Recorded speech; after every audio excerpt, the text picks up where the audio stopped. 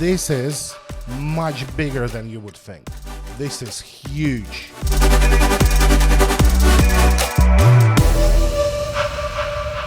Hello and welcome to your weekly news dump. My name is Artem. I'm CEO of Akord Properties, and this is our weekly news where we talk everything Dubai. We talk about culture, real estate, events, restaurants, anything really. Please subscribe to us, like this video, press the bell icon, and let's get into the news. So this week was actually very productive. I did a lot of stuff regarding accounting, regarding finance, all the boring stuff you don't want to do, but you have to, you know. And I'm proud of myself having enough self-control to actually execute on that. I feel like it's a good progress for me, for full-on ADHD kid, you know. Everybody been talking tennis this week, big tennis championships, which I will not mention in news past now because I don't care and I don't like tennis. Only thing good about tennis, it's better than padel. Simple as that. We've got a lot of new ads running, a lot of new guys coming in. My salespeople are actually getting overwhelmed, and I will repeat, we need more salespeople. Let us know if you're great, if you're worth it. Join our team. What else? What else? I mean, please buy my car. Somebody buy my car from me. I hate how much money I lost on depreciation. I'm never buying a new car again, or at least expensive new car. So, yeah. Hate it. Somebody buy my car, please.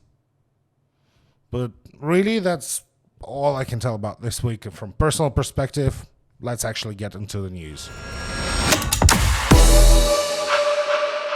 As usual, let's start on less serious news, which I'll read as it goes. It just looked very bizarre and strange, so let's see what it's all about. But Dubai soon will be home to a carbon-neutral pyramid which can hold 1 million people. What? Okay, fine. Those mega structures, city within a building kind of concepts, together with idea of being, you know, carbon neutral, environmentally friendly, having cyclical economies, having internal ecosystem and recycling abilities, aren't new. A lot of them been done. Well, none of them been done, but a lot of them been planned and suggested. And that's my point. None of them have been actually done. So make of it what you will.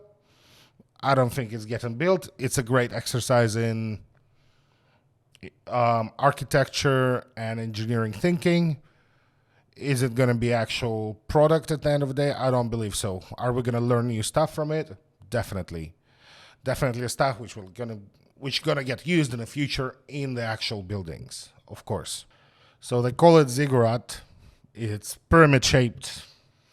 Apparently, construction started in 2021, and they promised to complete it by 2028, but I'm not sure. Honestly, I am always skeptical about those mega projects unless we have solid funding, solid, huge company behind it, solid vision behind it. I don't believe about them. So it will use solar panels, it will use water recycling, it will be extremely efficient. It will be in the middle of the desert though, so not going to be the most popular piece of real estate, but you know what, if rent is cheap, I might consider something like that. Fine. I'm into cyberpunk stuff. Why not? But really, nothing too serious. It's just cool to see that Dubai is always exploring those futuristic avenues. Is the real reason I'm adding it is to illustrate how, even though maybe those projects, right, they're not going to be completed, they're not being sold, they're not really there to be built. They're there to move the rest of the industry and to give it a push in the right direction, give it new approach to thinking about buildings, thinking about energy efficiency, because energy efficiency, I mean, it's not only environment, it's first of all and most importantly, it's money. And we will see if this kind of solar panels, water heaters, using a lot of solar energy Dubai gets, worth it. It's really cool. They promise 300 floors. I don't know. Don't think so, but fine. Can you imagine the... Look, the reason it's not going to be built, can you imagine traveling in a lift with 300 floors in a building? How annoying it is and how obnoxious this process will be if you live on, let's say, a floor 280. It's a whole commute. You got to have your business and your residence and your entertainment and hopefully your relatives living in the same building. Because with those scales, you're never living it. You're living it maybe once a week for a weekend. And even then, imagine the queues for the elevator. Anyway, let's get into the next news. So last week, I've been ranting about UAE being added to whatever financial watchdog lists once again. I was ranting about it because it's not substantiated, it's not reasonable. Guess what? I am correct. Today we get the news. Well, not today. Yesterday we got the absolute greatest news. So UAE have been dropped from grey area financial crime watch list, and now it's a full cleared financial area. This is much bigger than you would think. This is huge. If you live in Europe, if you keep funds in Europe, if you have properties in Europe, if your life is anyway connected with European Union, this is a massive news for you because it is the time for you to invest. It is a time where you can actually use your European Union funds to move into UAE and move them back out, and a full financial logistics system will be reasonable and will be integrated properly. What I believe have happened is they've seen the outcry and the public reaction to them trying to restrain Dubai more. Nobody bought their story. So the watchdog had to release the grasp because clearly they got nothing. This news proves they got nothing, right? And this is a kind of inertia they cannot stop because people will move money. The question is not if they're going to move money to UAE. The question is, will they ever move any of the money back to EU? And they need it. So they had to go along with it. None of those decisions are based in any way on actual financial crime. None of them are based on actual investigations. They're all strictly political. And the politically right thing right now for Europe is to be open to any money. So we will see many other countries released from this list, but Dubai and UAE come first because, well, it's one of the largest economies in the grey list. It's one of the most attractive economies, which used to be in a grey list, and now they're whitelisted. So that's a good reason for celebration.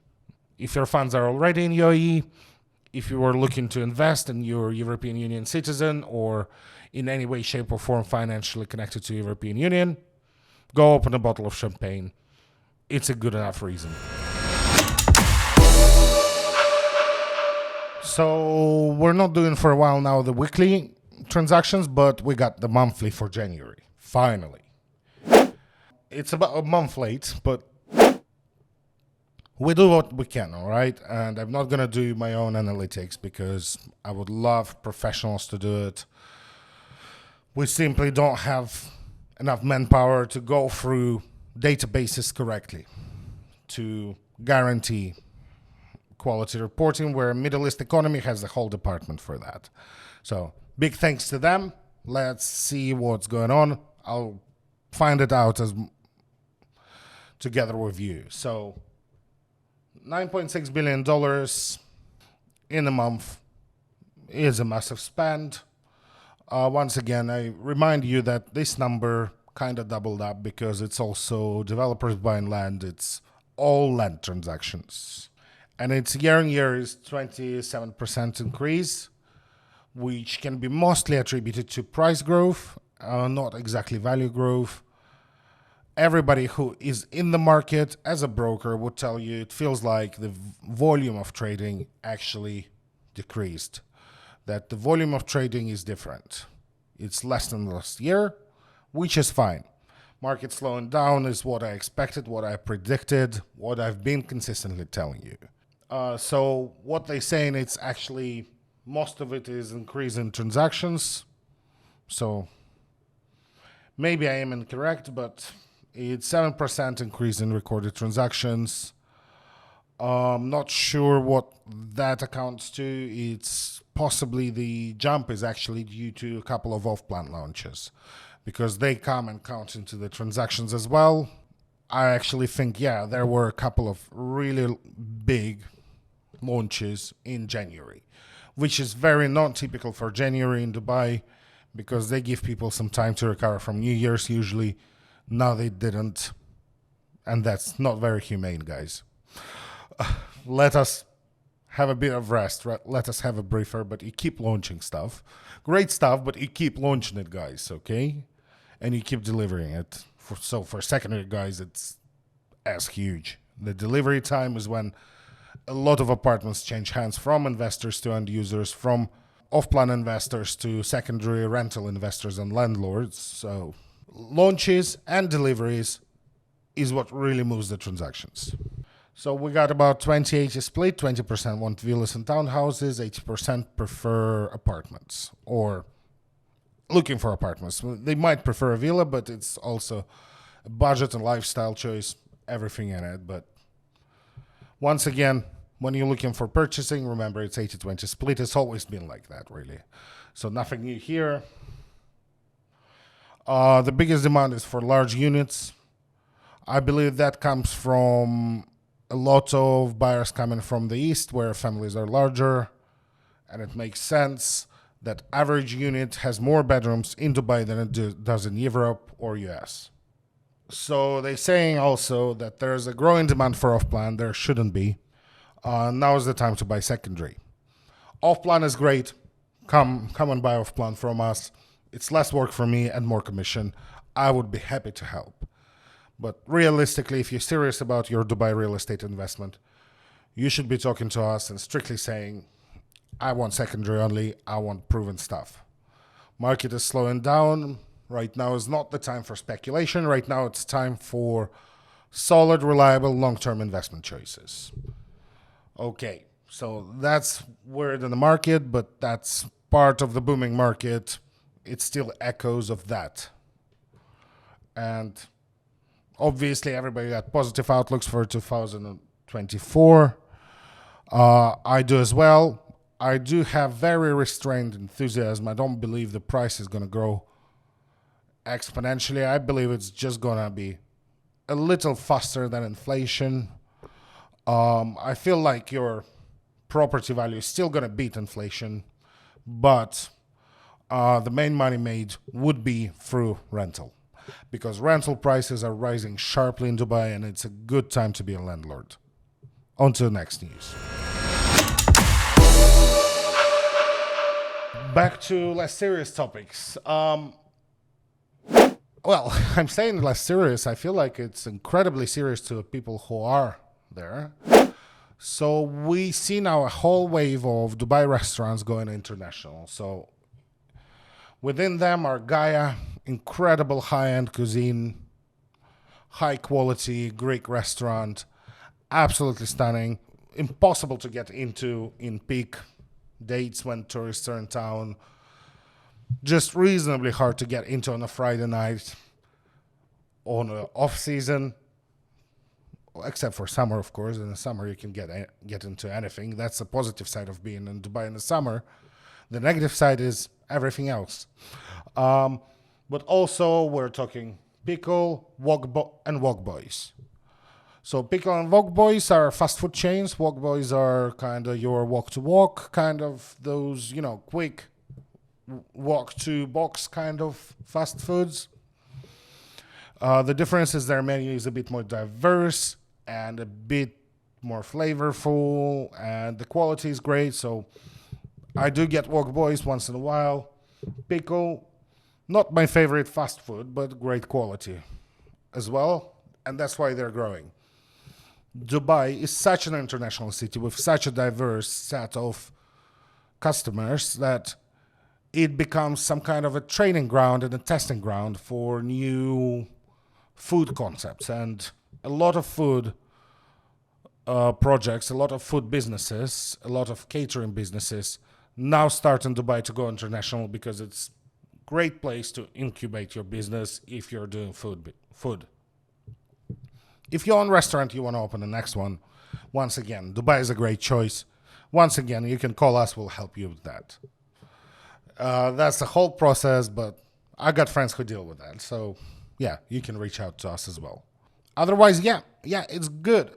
Dubai becomes international level city. It becomes this place which is now starting to punch above its weight class and starts moving towards the likes of New York, towards the likes of Hong Kong, towards the likes of London, right?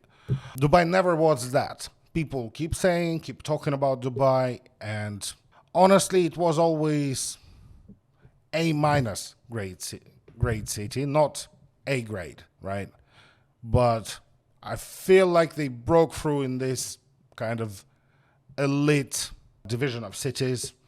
They are breaking through. They got a lot of talent coming in. The city is developing faster than anywhere else in the world. And this is one of the side effects. A lot of local restaurant chains now going global. On to the next news. So what I didn't mention a lot in the news, I used to be a massive fan of 3D printing. I used to do a lot of 3D printing myself fairly early on for technology years ago. Used to run my own 3D printers, upgrade them, tinker with them, just love that. And currently I only don't have 3D printer because I don't have time, but these news are kind of right up my alley. So Dubai now starts 3D printing villas. And I will not explain to you a lot of details. I knew about 3D printing projects for buildings in Dubai and numerous ones for a while now, and seen them tested and seen their prototypes. Technology is great. Technology is not cheaper than building. What it is, it's faster. And right now, with this kind of increased demand for a developer, time is money. The faster they can deliver their own projects, the faster the escrow will release money to them. The faster they can turn around and start the next project, and therefore they can multiply amounts of their profits. And the cost of building itself is not the deciding factor. The speed is deciding factor, and I've seen a lot of technologies being utilized. We had a building here which was growing a floor a week. We now have in 3D printing. The first project is this little gatehouse, but more importantly, Dubai authorities gave license to the company to do 3D printing as a legitimate, safe business practice and safe building practice. So it's been checked, and it's structurally sound, it's structurally safe, and their technology is now legal to be utilized in UAE. I believe that will change the way buildings look, the designs look. I believe a lot of people would absolutely love to have 3D printed villas, because I've seen the products and the prototypes they're doing, and they're pretty cool. I would prefer it to steel and concrete. It's better technology, it's better quality, it's a bit more climate stable as well, and it's faster. And if, let's say, I buy a villa off plan, I want it delivered fast. So this is great news. 3D printing is incredible technology. It's great they're 3D printing things now in Dubai. Can't wait to see an actual full-size villa. The moment we get access to one of those, I'll be filming in it. You know it. On to the next news. This news is important to the things which I'm going to be talking about, saying I told you so in about a year's time, when it will be a bit more obvious to mass investors. But this is actually important for a number of reasons. First of all, it's Emaar. I love to shill Emaar. Emaar, pay me for those news, please. So expansion has increased 108%. So they doubled the size of their Oasis project. And Emaar Oasis is not really talked about a lot. It's not something they promote themselves all that heavily because they understand they would rather have unsold stock. For one simple reason, this area is the same area where we've got Arabian ranches, and not many people look into that, but Arabian ranches are doing really well on the market right now, and they're renting for incredible sums. Damak Hills and Damak Hills 2 are in the same general direction, and the Damak Hills is growing exponentially, growing incredibly, performing really well, and I don't always tell the best stuff about Damak, but this area I've been to recently. We did a Cavalli Villa tour in the hills, and we kind of explored around the Damak Hills in general, and it's a great area. I absolutely loved it. Also, some of my colleagues live there, and they swear by it. But more importantly, it's where the acres, and you remember, Miraz is your indicator of right investments. Miraz is the last to launch in highly developed areas to monetize on it the best. But this time what happened is they launched, but Emaar had this land in their sleeve as a last card to play, right? And it's the last card to play in their hand. So what happened is this area is fully established now. We know what it's going to be.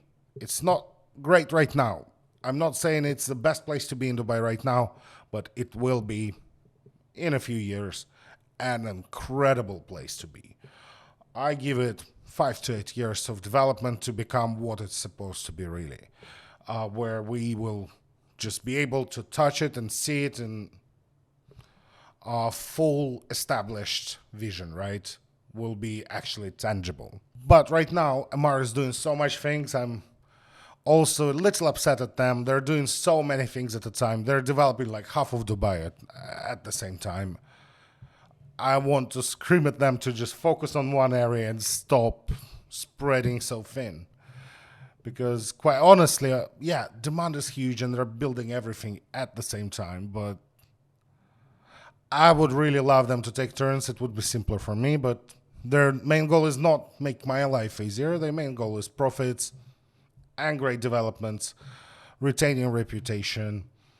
So they're building this development as more of a suburbia style living, way more affordable. It will be probably the most affordable way to enter into Emaar ecosystem. So if you're looking for affordable villas to be delivered in the future, this is the go-to.